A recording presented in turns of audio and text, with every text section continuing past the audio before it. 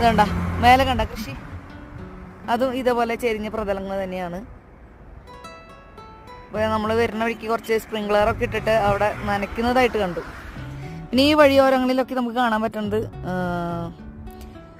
വെള്ളം, അതായത് ഈ മലകളിൽ നിന്ന് വരുന്ന വെള്ളം പൈപ്പൊക്കെ ഇട്ട് റോഡ് സൈഡിലേക്ക് വെച്ചിട്ടുണ്ട്. അപ്പോൾ കുറേ പേര് അതിൽ നിന്ന് വെള്ളം എടുക്കുന്നുണ്ട്, കുറേ പേര് അത് ഉപയോഗിച്ച് വണ്ടി കഴുകുന്നുണ്ട്. അങ്ങനെയുള്ള പല കാഴ്ചകളും നമുക്ക് കാണാൻ പറ്റുന്നുണ്ട്. അപ്പോൾ ഇതാണ് ഇന്നത്തെ മൊത്തത്തിലുള്ളൊരു കാഴ്ച. ഇപ്പോഴത്തെ മണാലിക്ക് പോയിക്കൊണ്ടിരിക്കുകയാണ്. അടൽ ടണൽ വഴിയാണ് നമ്മൾ യാത്ര, മണാലിയിലേക്കുള്ള യാത്ര പൂർത്തീകരിക്കുക.